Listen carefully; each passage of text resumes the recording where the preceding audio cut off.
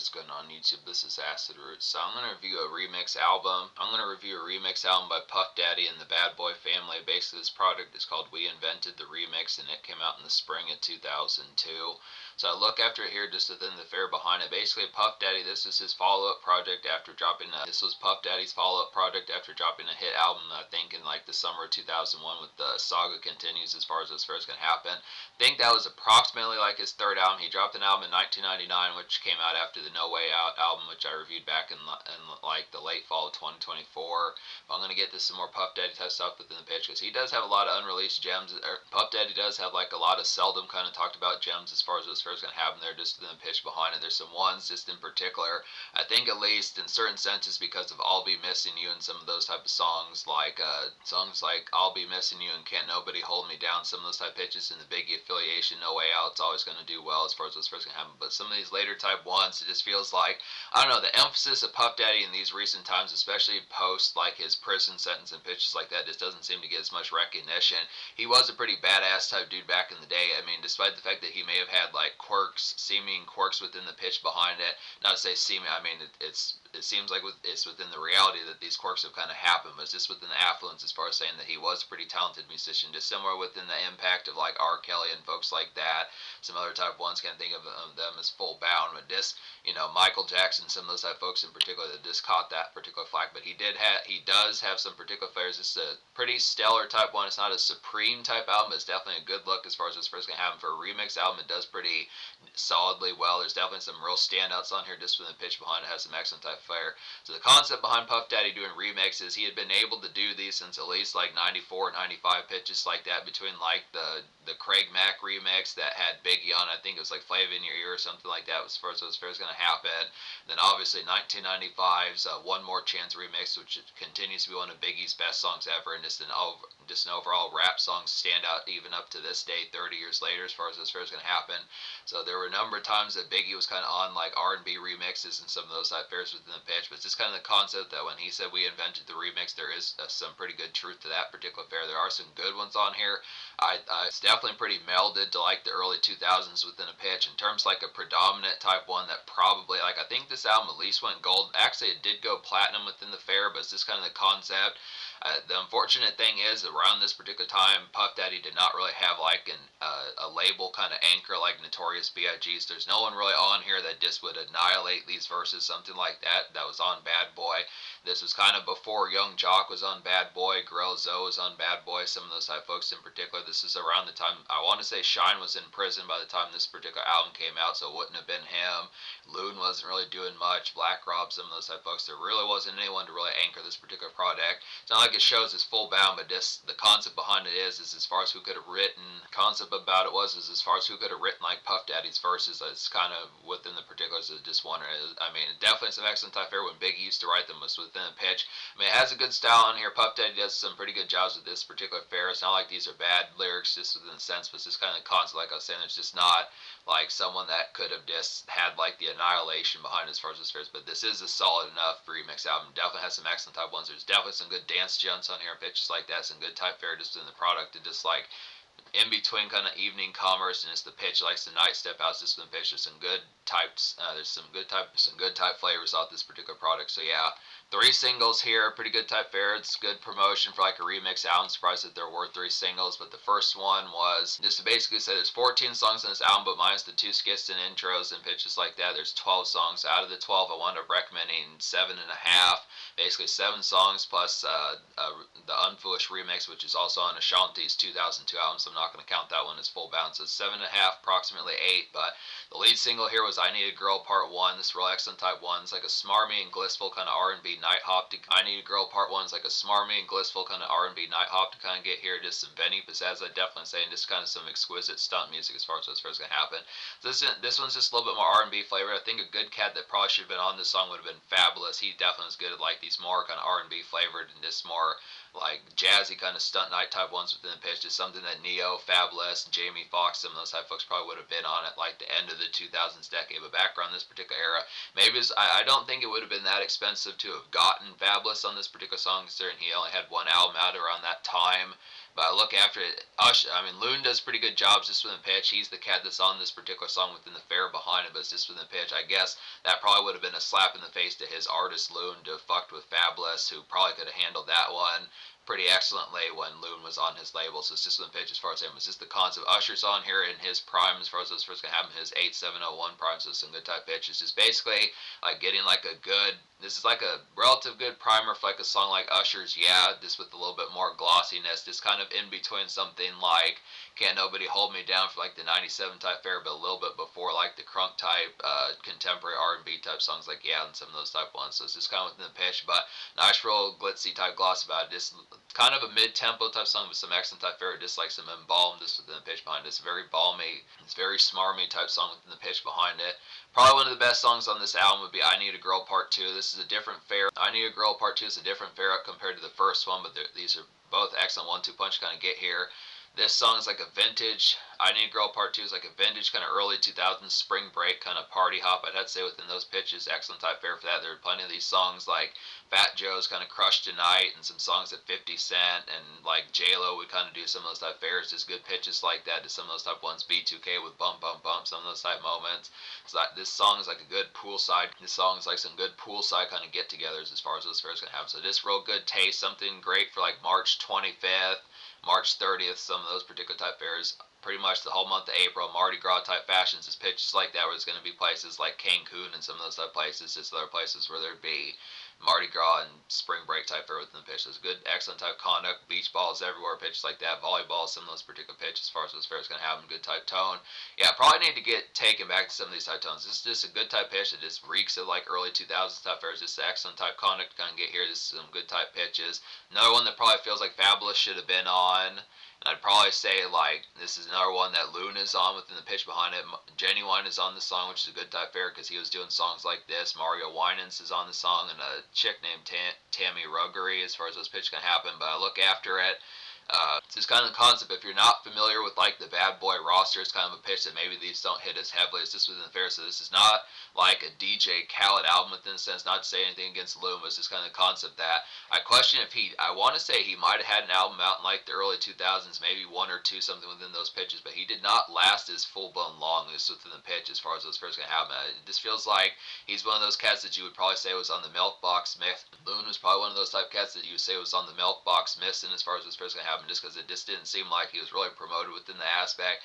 It didn't seem he caught on his full bound, but he's on both these songs, does pretty well in these, so some excellent type fare. And then Special Delivery Remix is a nice one. Now, this is a good type tune here. Not as chart heavy as like the first two songs, but definitely a pretty nice one as like a third follow up just to get some fares. It's like definitely like a get faded kind of city crusade and kind of get here to some normal traffic with like Paranoia. I'd have to say about this particular fare, just a busy type song.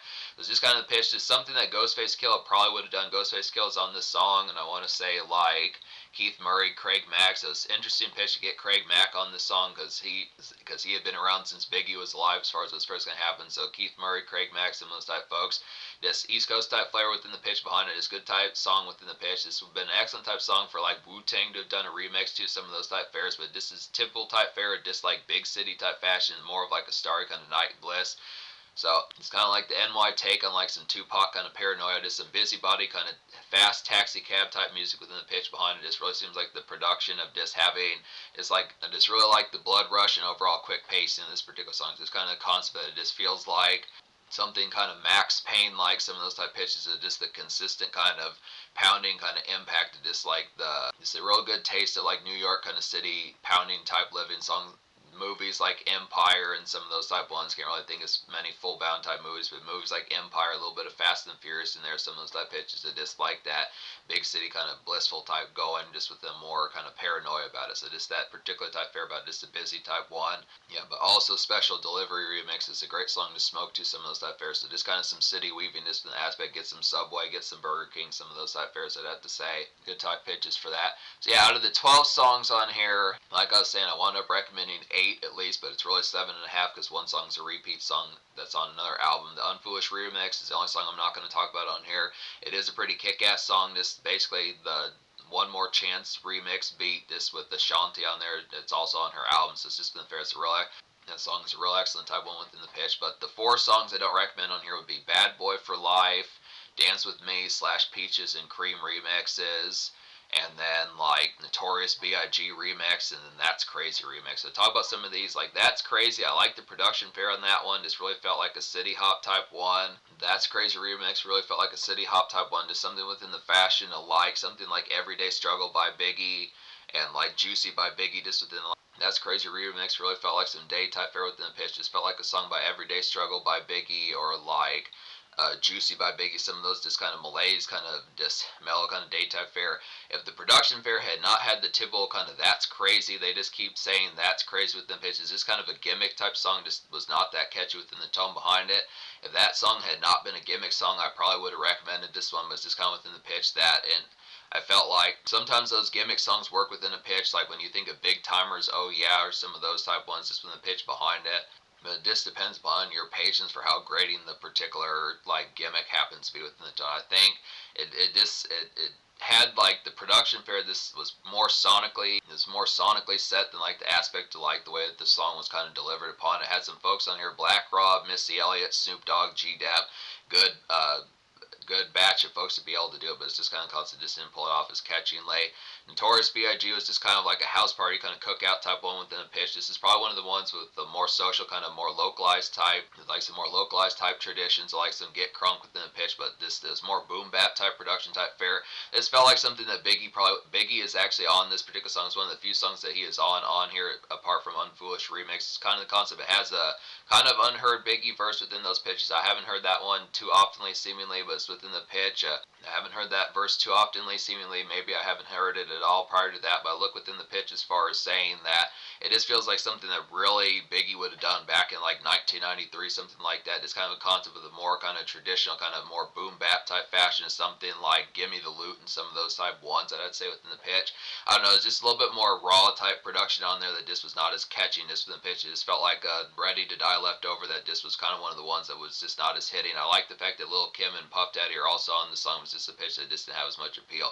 I mean, it works for like a good sense of being like a song that could probably have like some house party type fare, just kind of one of those type ones. I forget the name of the song. There's like it's like Friend of Mine, house party type fare, like Friend of Mine from Ready to Die, I'd say, but just didn't have as much catchiness. The Dance With Me, Peaches and Cream remixes were kind of disappointing. They shouldn't have combined those songs. They should have just had 13 songs in this particular album and then just kind of split those in two, because it's just a waste of like Beanie Siegel and Ludacris verses. I definitely think the Peaches and Cream remix side of things at least could have been better, but it just was kind of the concept. It was not a good meld of particularly doing that. They just should have given those basically their own separate fare as far as those fares going to happen.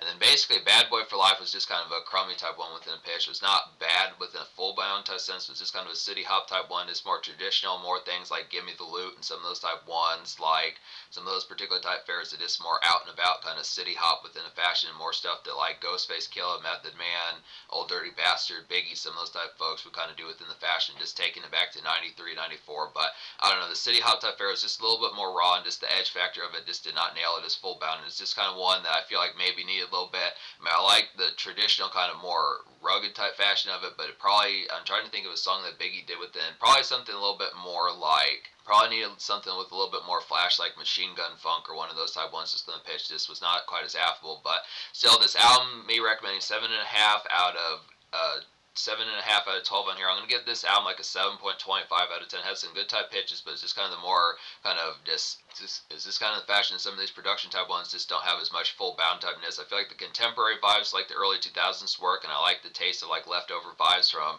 93, 94 when Craig Mack and Biggie were kind of more popping around those particular senses. But it's just the production fares of some of those type ones. They just didn't have as much full bound hittiness just from the pitch behind it. But I mean, they're good within a sense, taking it back to those eras. But it's just kind of concept that they're just not as sonically kind of set within the tones as far as those tones can happen, compared to when you think of some of these songs on here like I Need a Girl Part 2, Special Delivery remix, So Complete remix, You Get Snow Love remix, some of these type ones. I mean, there's just some blistering type ones on here. It's kind of the pitch. It just like you get leftovers from like Ready to Die Biggie with like the concept of like kind of more 2002 type fashions on here with like what was going on in 2002, 2003, but it just feels like the 2000 side of things won more often.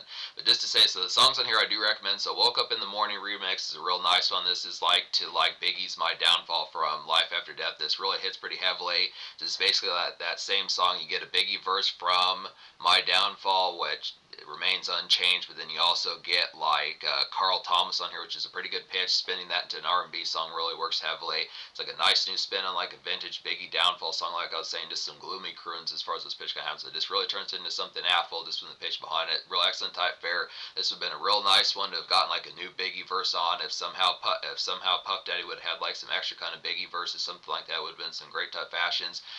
Little known fact, or maybe fun fact about this particular song, Biggie My Downfall, is this is actually Puff Daddy's favorite Biggie song. I don't know what his second favorite Biggie song is, but I've heard Puff Daddy say in the past that his favorite Biggie song ever is My Downfall. So it's just one pitch as far as saying it's an excellent type fair. Probably one of the best songs on this album would be You Get to Know Love remix. It's just a blistering kind of nightclub heat on here. This definitely should have been a single, more so than special delivery, at least the fourth single. It's a great song by Faith Evans. G-Dep is on here as like the rapper. It's like an album highlight, like I was saying, just a glistening kind of dance club heat to kind of get here, just lose hella control about this particular song as far as what's first gonna have. So a great one to get tore up to. This one outstrips the original. I went back and listened to the original, You Get to Know Love. This one is easily just annihilates that. This probably would have been something that could have helped Faith Evans like a lot further, because I want to say she was signed to Bad Boy. She was kind of here and there within like the late 90s, early 2000s, some of those type fairs, but just the real pitch that she should definitely try to get a hold of this particular song and bolster it a lot more, because it's just the concept that this could have been something that could have sold some CDs, bitches like that. But great type fair, just some excellent type fair within. Not to jab Faith Evans, but it's just when the pitch that this real anchor of an album here. This is definitely top 3 or top 4. This is definitely top 3 of best songs on this album, I'd say. No More Drama remix is a nice one. This has Mary J. Blige on there, which is a pretty good type fair. It's like a jazzy kind of big city lights embrace kind of get here. It just feels like steroids, Juicy as far as those pitches kind of happen. This song like Juicy, song like some of those type ones. There's probably another one. Well, yeah, at least the kind of relative gusty kind of big city type day with like Juicy, just a little bit more kind of evening pizzazz. Juicy was probably more like 3:45, 4:45 p.m. pitches like that. Just got done with work shift, but just the embrace like the hustle and grind of it. But I would say No More Drama remix is just like the flash and pizzazz, that same sort of atmosphere, like some gustiness, but just within the pitch, like a little bit more step out, just having some glamour and getting ready to get crunk towards as far as this fair is going to happen. Just like, all right, work shift is relatively done. It's time to get some pizzazz going and get to getting crunk as far as this fair is going to happen. Just kind of a primer within a sense, but just does it in more kind of 90s type fashion. So it's good luck for Mary J. Blige, real excellent type 1. Makes me want to listen to the original one. I did not listen to the original one of that one, but I wonder how that one particularly went. And then So Complete remix is a nice one. This is a surprising type 1 on here. Some of these type 1s Puff Daddy is on. So there are some moments that Puff Daddy's on here as like the rapper as far as those fairs can happen. He is on here a number of times, but So Complete remix is basically, this is by Sherry Dennis. This is like a normal evening commerce in like an R&B sense, I'd have to say here. Just a dredgy kind of after work shift drama as far as those fairs can happen. So this feels like something Ashanti would have done within some of those type pitches. This just some basic kind of cruise arounds just within the pitches. Pretty much just after the conduct of like a normal kind of standard makeshift day. Just kind of the concept of some wind down within a pitch, but probably the concept of this. It's kind of particularly figuring out where Bay is at within some of those type pitches. Just kind of the concept of like that standard type gloss of it, just within the tone behind it. Let's go and pick up like some snacks, get some sort of drive through or take out just within the particular sense behind it. It's kind of the particular concept, just like it's kind of more simmering kind of Aaron type fare, just within the pitch behind it as far as those fairs are going to happen. It's kind of a tone for this.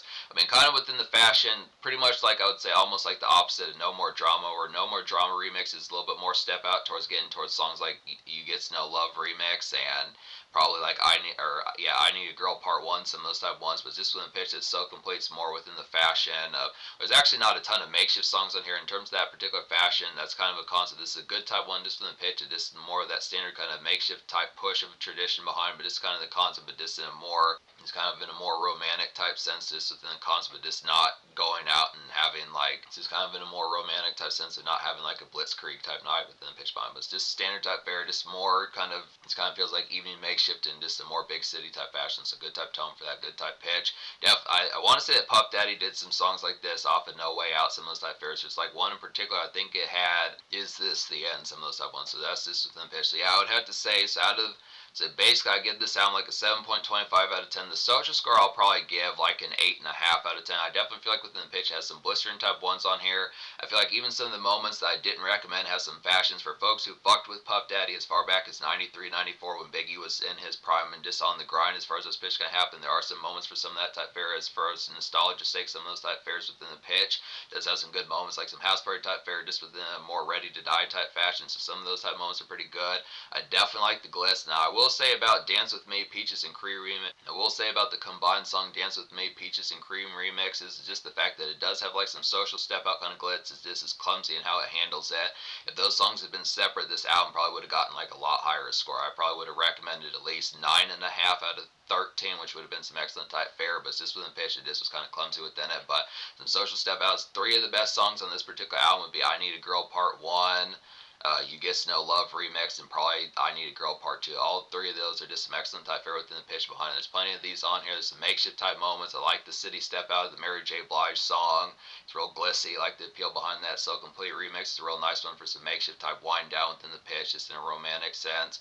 Woke Up in the Morning, it's a real nice one that puts a new spin on a Biggie song. So there's just some real nice ones on here, and I like the kind of pulsating type one, special delivery. So there's just some excellent type ones on here. Just within the fashion. Social score definitely outstrips it. It was just within the concept that it just it's mostly nailed, but it's just within the fashion as far as saying that it's just kind of it's just some minor kind of composition issues as far as those first can happen. But I look after. So in terms of the future, the unfortunate thing is Puff Daddy's been in prison, and it's not really known at this particular stage as to how long he'll be in prison. I look after here just in the senses as far as saying that the concept behind it, as far as these pitches kind of happen, is just the fact that he did put out an album in late 2023, so he has some stuff. He does have like a mixtape, something like that. He has some more projects to get to within some of those type fairs.